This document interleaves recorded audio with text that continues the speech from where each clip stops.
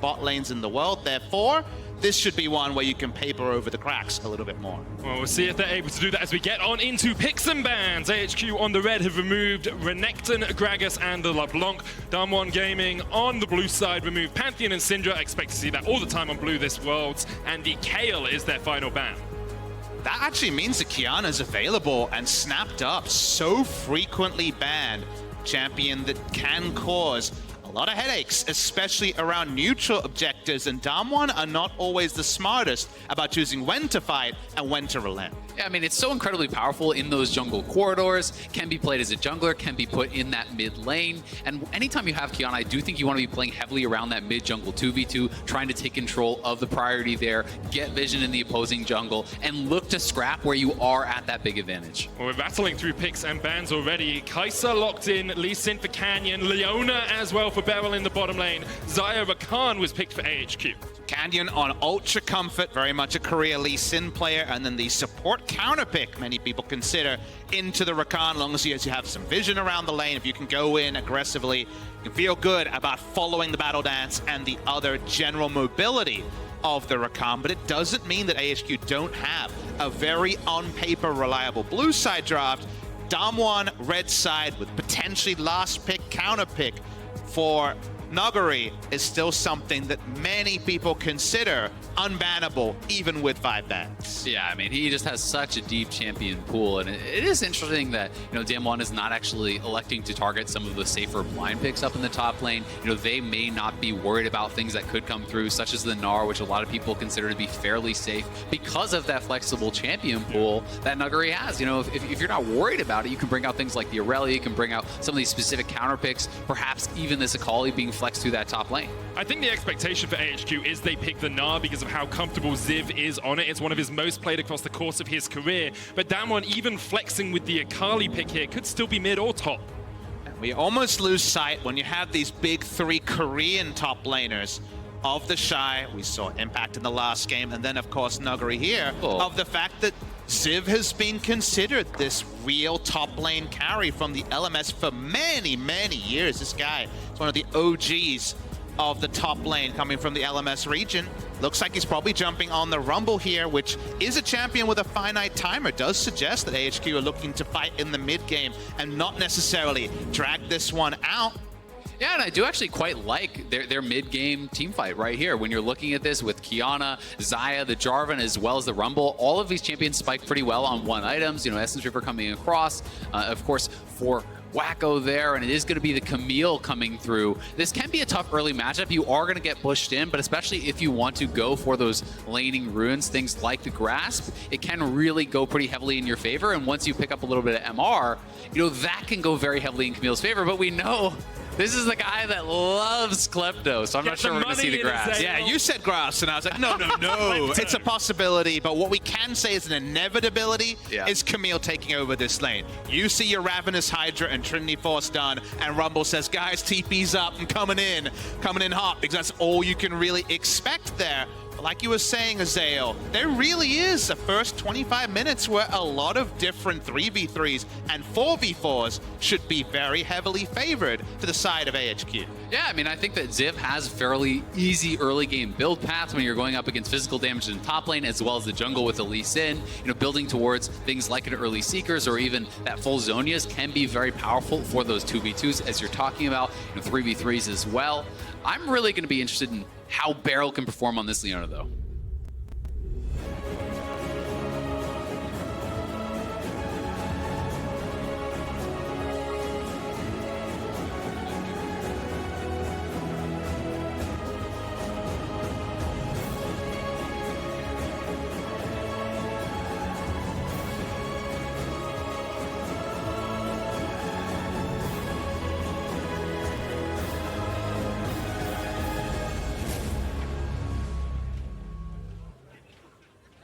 And on to Summoner's Rift we step once more. AHQ and Damwon Gaming yet to find a win in this group.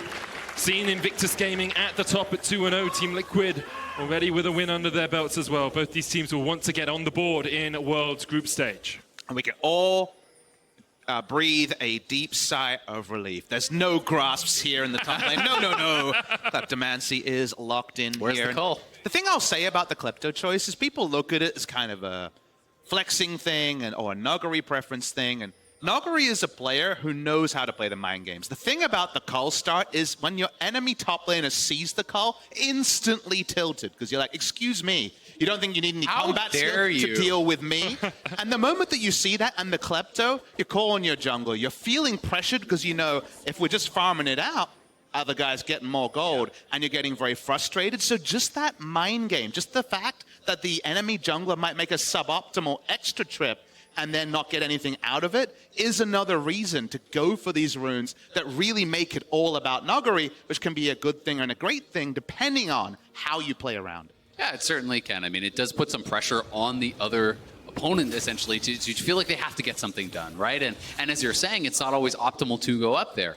You also have to consider that I think people underestimate Klepto as a laning rune. People think it's purely about the gold, but the potions that you can grab can sometimes be pretty game-changing in the lane. And if you pick up a health potion or two, that can change around a lane absolutely against someone like that Rumble. You're also into inspiration. You can grab biscuits if it's a poke-heavy lane and you're really worried about that. So there is actually a lot of laning power that can come from this. There's actually a great interview with Nuggery where he was asked to rate the 3 most troll picks you can take topside, and he said Klepto, Teemo, obviously the Teemo part we know about, but the Klepto, and make sure not to actually pop any of the sacks of gold or use any of the items just so the enemy can see up close what they're not getting. Did he just get those? Extra man. Exactly. It's super tilting. Anytime I start a lane phase and I see the call, well, he popped the sack. I know, he went against his own interview. Yeah, not a good sign. Let's have a talk about some of the other lanes and perhaps the jungles. We see Alex going for a red buff into Krugs into blue start here. Sometimes Jarvans will look for a level 2 gank, decided against it. Canyon going to do a full clear of his blue side jungle and now come up towards top. Yeah, I think just really kind of looking perhaps to expect any Jarvan gank early on, right? You know, especially when we're seeing Nuggery trading so aggressively, you know, he has to try to be there in case of any sort of early potential ganks. He wants to be able to cover his top lane. Everyone knows that Rumble around level 3, level 4 is going to be overextended, and that's a period to either gank or cover, depending on which side you're on. So Canyon very much looking at timers, 315 the other timer, and topside Scuttle would be the one to spot potentially jungle attention. You can see Bell trying to do the same on the bottom side, just walked into the AHQ jungle and put a ward down around the red buff of Alex, so they're trying to keep as many eyes on this Jarvan as they can. They are taking over topside Scuttle, again, as we were mentioning, to provide coverage topside for Nuggery. Another thing to consider is actually from the AHQ side is that to pull off this Rumble draft, that, speaking of Rumble, force a smite out of Canyon. He's getting collapsed on, though. Ziv is coming in, jump away with the safeguard, and that's pretty easy for Canyon to escape from. Let's talk about the AHQ side of the matchup. We already mentioned there's a lot of trading going on here. That's fine. You are proven correct. Thanks. But we had already mentioned that they're very much playing to a certain timer. You really want to see Moby Boots Kiana to actually set that map pressure going into the flat pen, cheaper build from Rumble to kind of be a bridge of goodness in the early games. I very much want to see those Mobies just to start that pressure really amping up. Yeah, I definitely agree, and I'm going to be interested to see, you know, if Rainbow does just go straight Mobies for pure roaming, if he's going to be, you know, making a kind of a side stop there for something like the Tiamat or rushing towards a Dirk. We do see kind of these 3 different branches of Kiana builds, and spotted out on a ward there was Alex. That's the ward that Beryl pushed in to place earlier on. At the moment, Damwon Gaming have about a 500 gold lead, large CS lead for Nuggery up towards that top lane. The wave is pushing in, so Ziv will be able to collect a few, but Nuggery is showing that he can really harass down this Rumble in the matchup.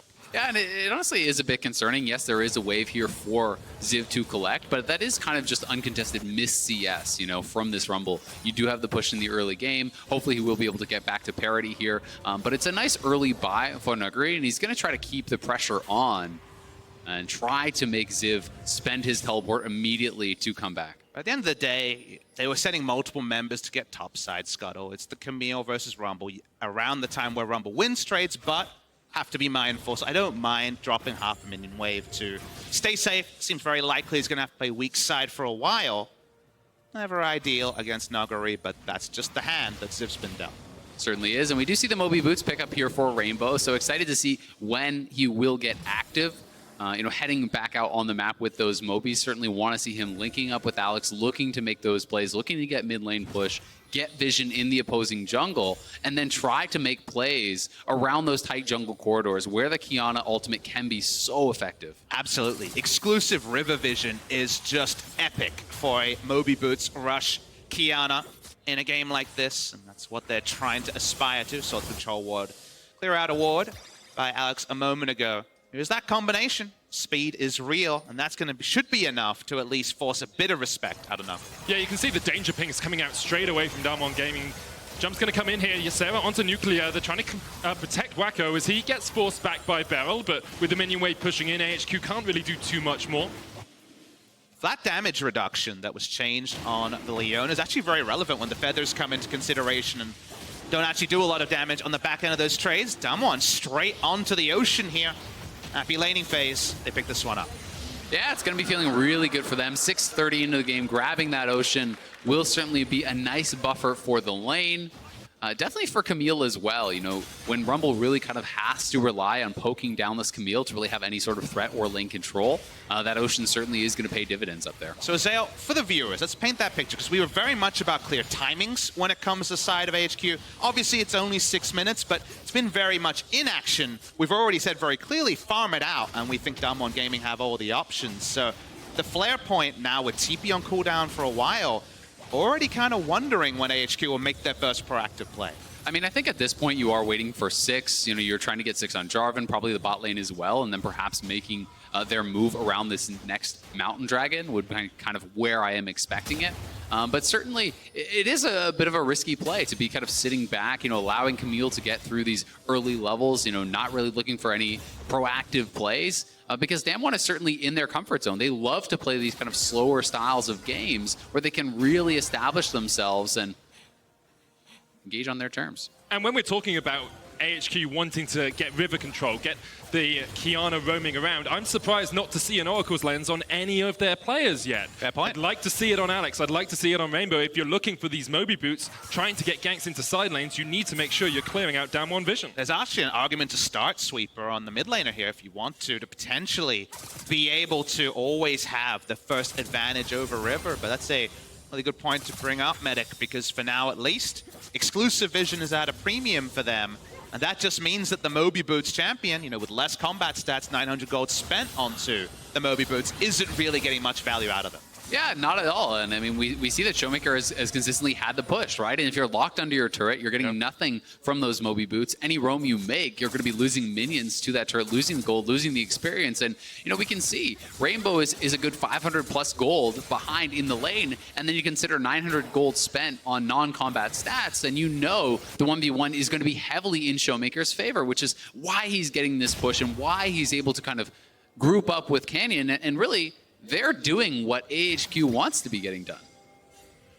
Looks like they're going to go down towards the bottom lane now, perhaps forcing a play, realizing they haven't been able to find too much with a few of these roams. Here we go. But Nuclear and Beryl are so used to this. They're so used to being targeted that they just back away, and Rainbow and Alex clear a control ward that immediately gets replaced. Same story for Ziv on the top side. He had to back completely, and we've already said there's an item point where you can't even enter lane against Camille that comes later. So it's a trade, absolutely, Medic, but it's not necessarily one that should be rubber stamped good for the side of AHQ. Yeah, I think it was certainly good for Damwon, honestly. You know, you get the plate mid lane, solo gold onto Showmaker, more CS actually denied away from Rainbow as he lost big part of that wave into the turret. So, you know, he's down now over 30 CS, and Showmaker is going to be very quickly getting to a point where he can really heavily bully this Camille. And when you're at that point, yes, you can still make roams if the wave is at your turret, but it becomes so obvious, right?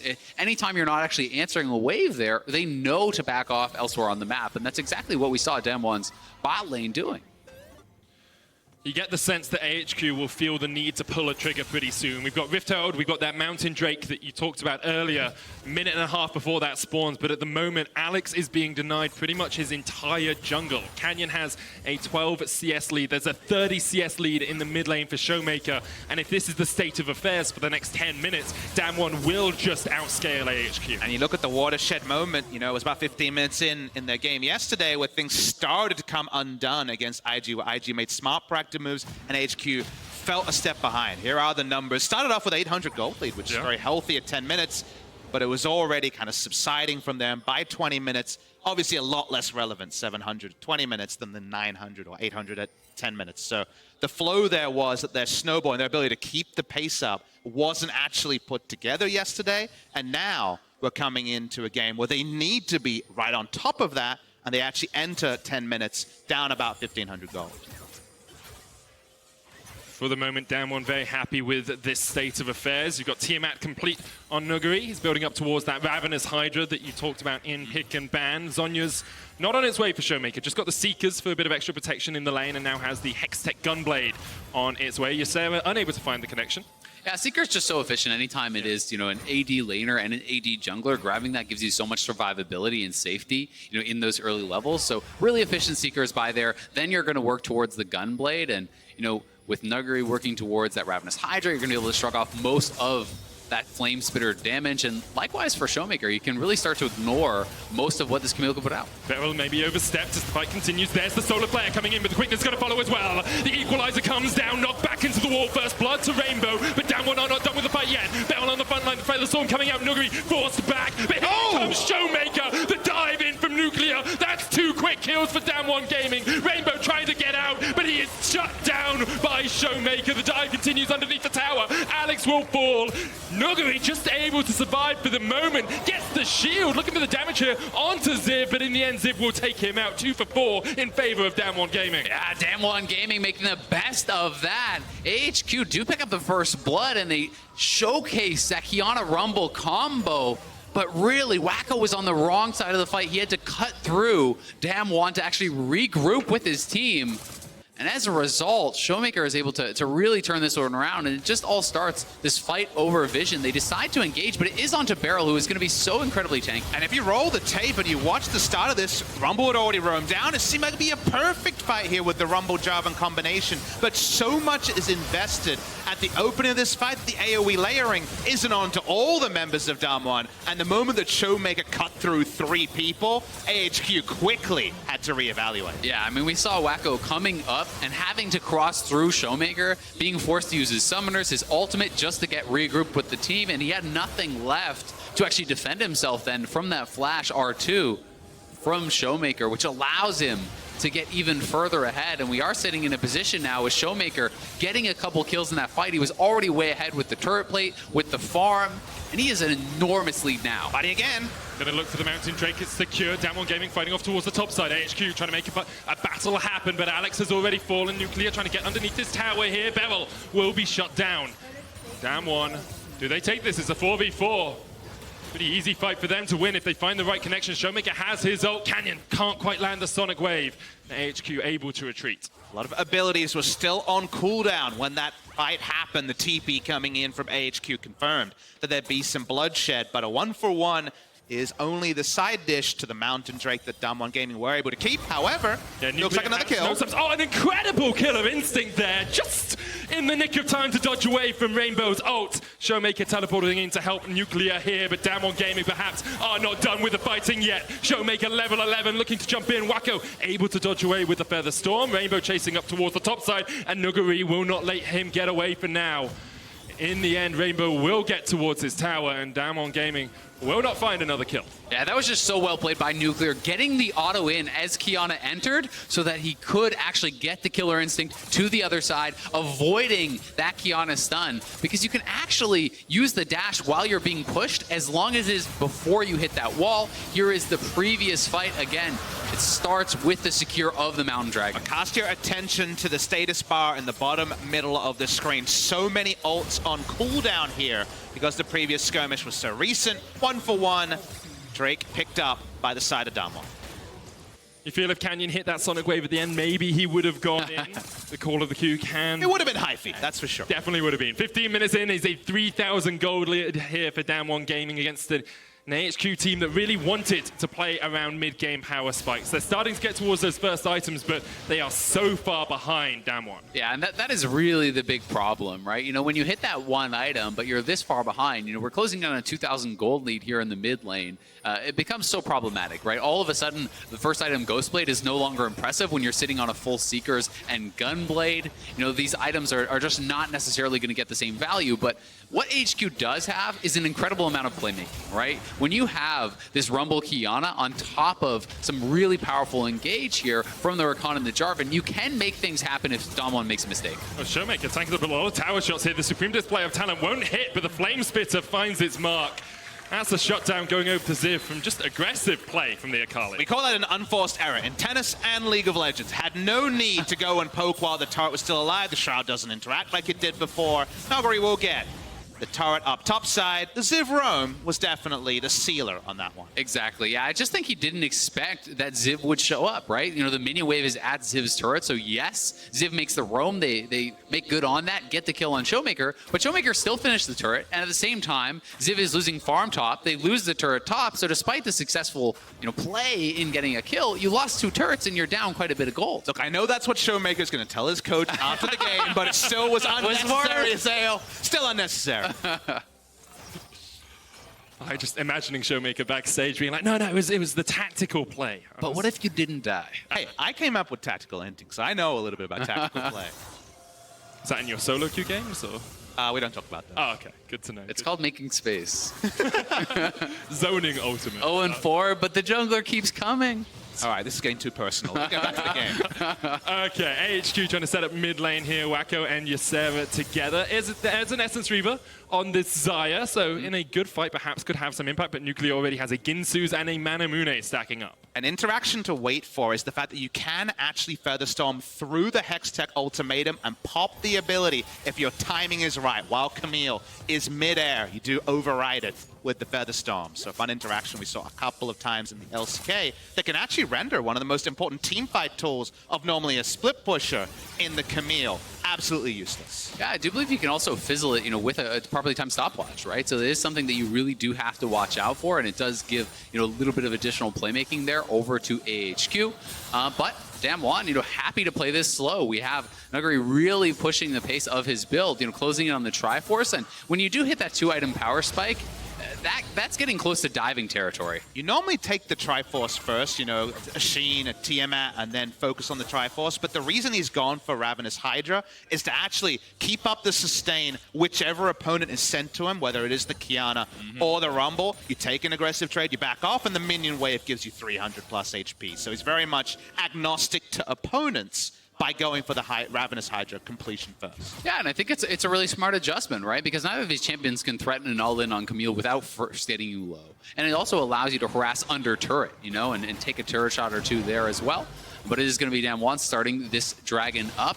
AHQ looks like they want to contest this. Well, you've got to contest at some point. They're looking for the fight. Equalizer is available, quickness as well, but the Cloud Drake has already fallen. Damwon Gaming able to back off for the moment. Bell still standing on the front line, will just retreat to join his team. AHQ unable to find any connections in the fight, and Rainbow chucks out a Q, won't find his man. You just see how balanced the Kiana looks when River access has always been second. Quickness pops straight away, and Canyon goes down. The ultimate in the jungle from the Kiana can have the greatest effect. Yeah, Canyon taking a poor path there back to mid lane. The rest of his team is going the safe route, and he's walking through an unwarded bush knowing AHQ is around. So AHQ do get a kill and a little bit of pressure, trying their best to battle back into this one. Definitely a pretty lazy play. Didn't expect that from Canyon, but autopiloting or autopathing even his way back to mid lane.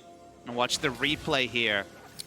Takes the ward jump, and you just can't afford to do that when it was unexplored territory for the side of Damwon Game. And it's a good trap to lay there from Ysera. A nice little punch back in the game for them, and they are going to need these sorts of things, right? You can't really fight on even terms. You can't fight straight up. You need to be somewhat tricky. You need to be somewhat creative and find these engages out of fog. Walk of Shame, Rift Herald.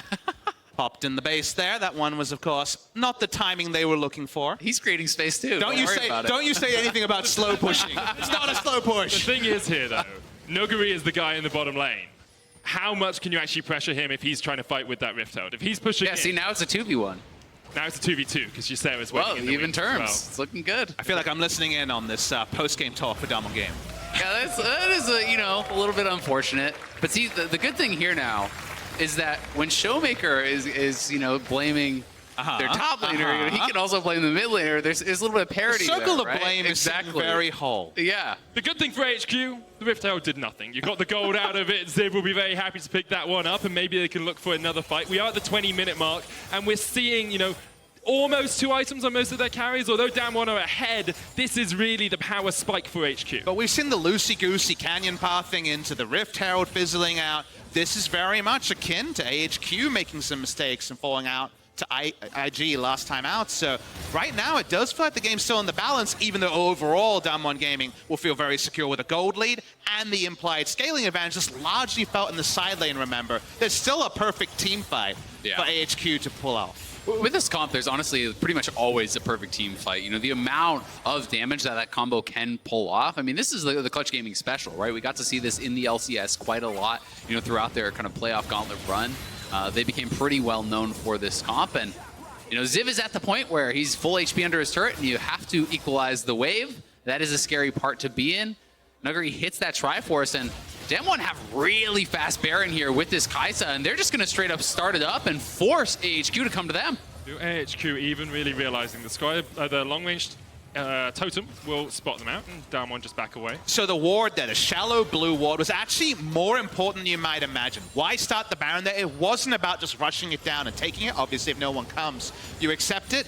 You know what the ultimate second prize was getting TP from Ziv, because then suddenly Triforce, Ravenous Hydra, Camille says thank you very much, and you're damned if you do, damned if you don't when it comes to contesting any further objectives. So the fact that that ward spotted specifically Nuclear pressing E into the Baron, let them know Baron was tired, let them know they had to push up, and relieves the pressure, because if Ziv ever teleports and Nuguri doesn't have to follow, multiple turrets will be the cost.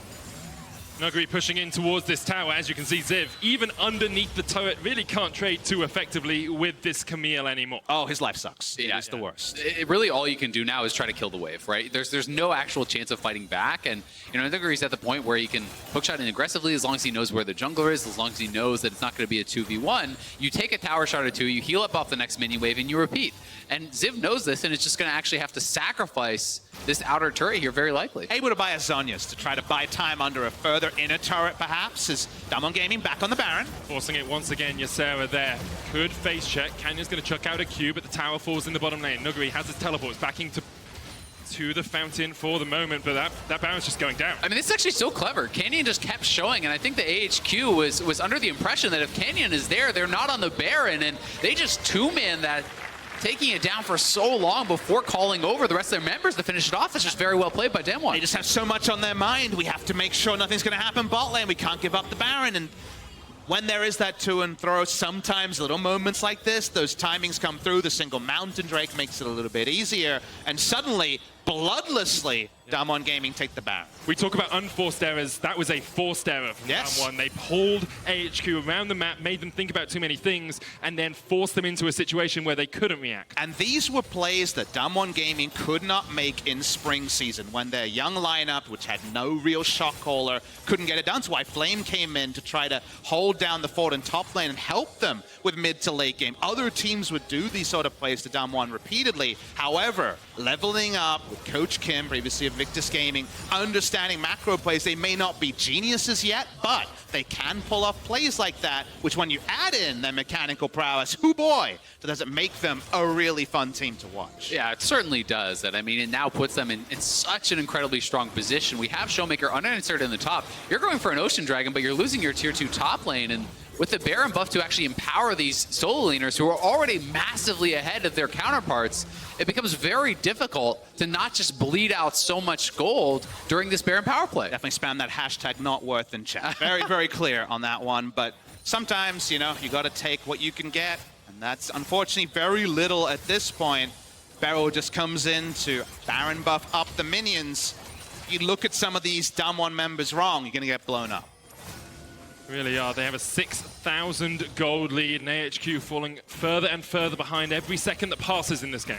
Yeah, and honestly, you know, from my point of view now, I'm looking at this and thinking, all right, HQ, you need to make some sort of a proactive play, right? You know, even if it is that 5-10% chance of it working out, that is better than you have sitting back and actually just bleeding out this game. Because if they allow themselves to just be split pushed out, to be bled out of this game, they have absolutely no chance. Damwon is just extending their gold lead, is closing in, and are never going to fight you because you're not making them. Very difficult to catch Damwon out, though. They continue to clear vision as they push through the jungle. They continue to put down their own control wards. Yeah, don't get me wrong, it's not an easy engage to make, but when a 5% chance of an engage is better than your chances in this game, you got to pull the trigger. Wako not in the best of shape. The Featherstorm comes out, but the tower will fall. Ultimate for ultimate. Meanwhile, in the bottom lane, stopwatch used there by Ziv, just try and force Nuguri away.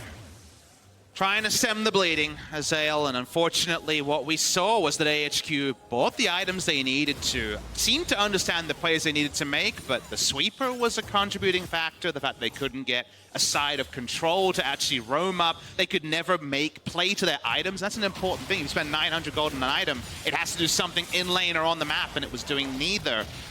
Meant that those times just never came, and the good times came exactly when Damwon Gaming were ready for them.